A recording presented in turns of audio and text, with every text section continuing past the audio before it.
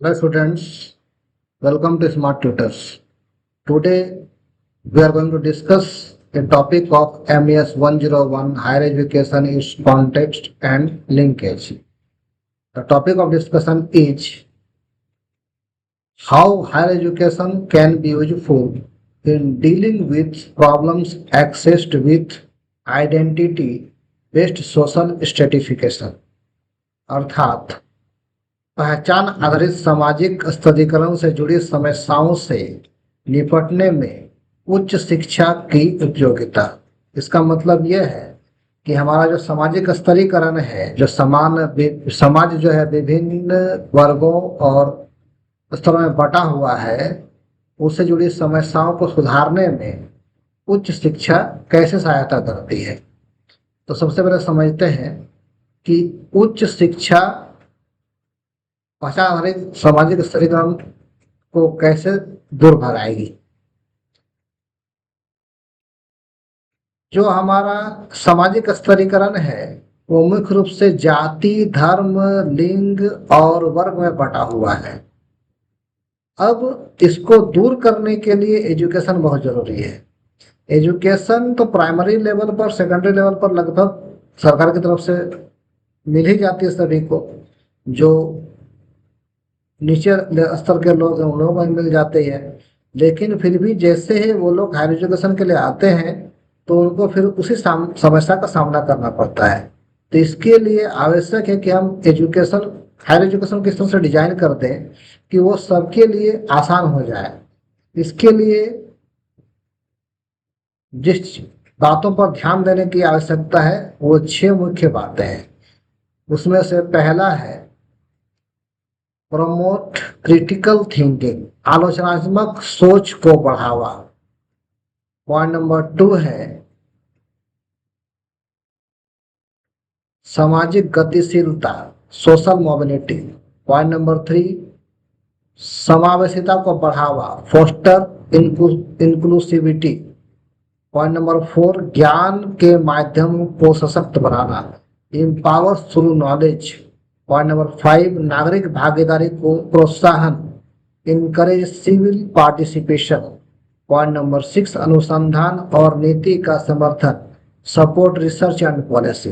अब इन 6 पॉइंट पर हम लोग अलग अलग डिस्कस करेंगे ताकि समझ पाए कि सोशल स्ट्रेटिफिकेशन को हायर एजुकेशन से कैसे हटाया जा सकता है।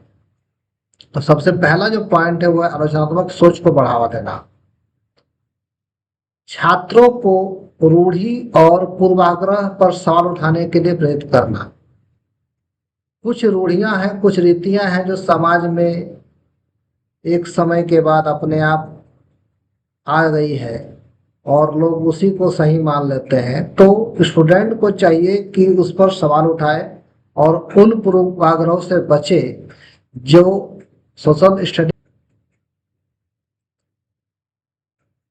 दूर भगाने के लिए उसको सहयोग करें।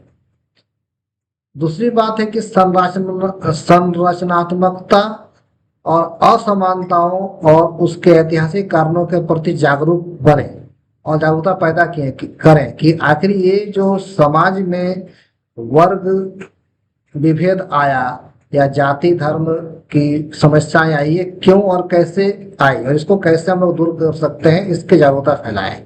तो इससे क्या होगा, जो सोशल स्ट्रेटिफिकेशन है वो कम हो जाएगा। पॉइंट नंबर 2 है सामाजिक गतिशीलता को बढ़ाना। विश्वविद्यालय तक पहुंच उन छात्रों के लिए जो गरीब तबके के हैं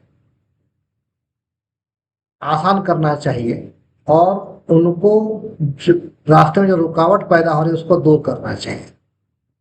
पॉइंट नंबर बी है इसका, भारत में आरक्षण नीतियां वंचित समुदाय का प्रतिनिधित्व सुनिश्चित करते, मतलब आरक्षण को उन लोगों पर लागू करना चाहिए जो एजुकेशन से दूर हो रहे हैं या जो सोशल स्ट्रेटिफिकेशन का शिकार हो रहे हैं।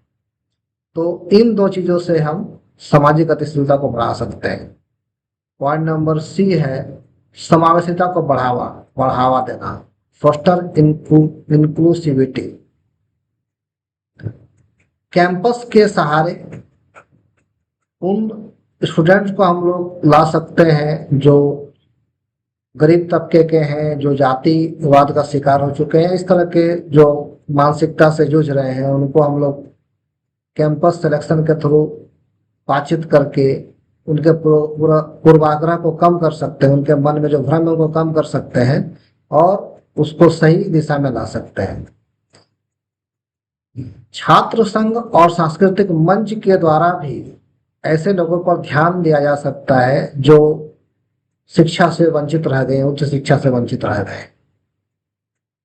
पॉइंट नंबर डी इसका है इम्पावर्स थ्रू नॉलेज, ज्ञान के माध्यम से सशक्त होना।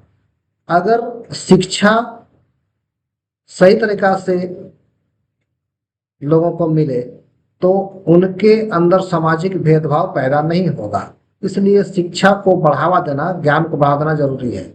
शिक्षा संवैधानिक अधिकार और कानून सुरक्षा के प्रति जागरूकता फैलाती है और वंचित पृष्ठभूमि के में आने वाले प्रशिक्षित पेशेवर अपने समुदाय के लिए आदर्श बन सकते हैं। मतलब कुछ ऐसे भी लोग हैं जो निम्न स्तर से आकर पढ़ लिख कर आगे बढ़े हैं, उनको इस चीज पर विशेष ध्यान देना चाहिए ताकि और भी लोग उनसे प्रभावित हो और शिक्षा की ओर आगे बढ़े।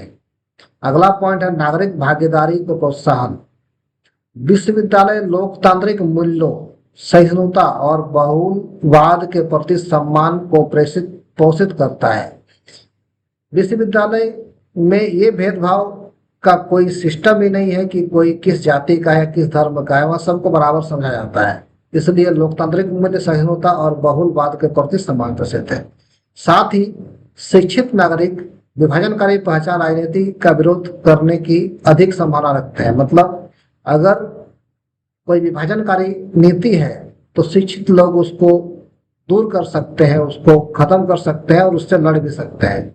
इस कारण नागरिकता की भागीदारी इसमें अहम भूमिका निभाएगी। जो शिक्षित नागरिक है वो इसमें आगे बढ़कर काम कर सकते हैं। अगला पॉइंट है सपोर्ट रिसर्च एंड पॉलिसी, अनुसंधान और नीति का समर्थन। शैक्षणिक अनुसंधान, सामाजिक अनुसंधान के द्वारा हम इस सोशल स्ट्रेटिफिकेशन को, सामाजिक विविधता को दूर कर सकते हैं और लोगों में सकारात्मक विचार पैदा होती है अनुसंधान और पॉलिसी से ही। दूसरी बात है कुछ ऐसी पॉलिसी बनाया जाए कि जो नीचे तबके के लोग हैं, जो जाति या धर्म से संबंधित बातों से ग्रसित हैं, उनको सही विचार से उनके अंदर में सकारात्मकता लाई जा सकती है।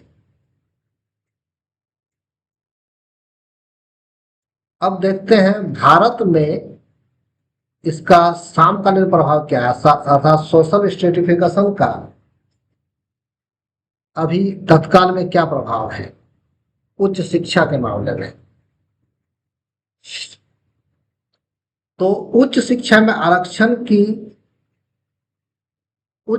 आरक्षण से कई दलित, आदिवासी और ओबीसी को उन पेशों में प्रवेश करने में सहायता मिली है जो पहले उनके लिए सुलभ नहीं थी। अर्थात पहले उन लोगों के लिए काम करना मुश्किल था, लेकिन आरक्षण से वो लोग उन पदों तक पहुंच पाए हैं जो पहले केवल और केवल एक निश्चित लोग तक ही पहुंच पाते थे, निश्चित लोग ही वहां तक पहुंच पाते थे। महिलाओं को भी इसका फायदा मिला कि उनको विशेष आरक्षण देके और लिंग भेद को दूर करके उनको नेतृत्व की सुविधा मिली और वो वहां तक पहुंच पाए।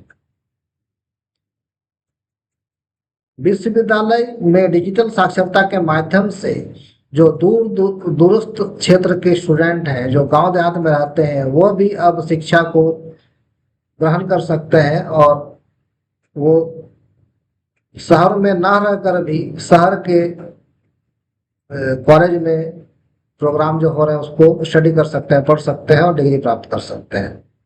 तो इस तरह से हम सामाजिक भेदभाव को दूर कर सकते हैं हायर एजुकेशन के द्वारा, और जो भेदभाव से ग्रसित लोग हैं, जिनको इनका लाभ नहीं मिला या जो पीड़ित हैं, उनको सहायता मिल सकती है। इस वीडियो में इतना ही। Thanks for watching.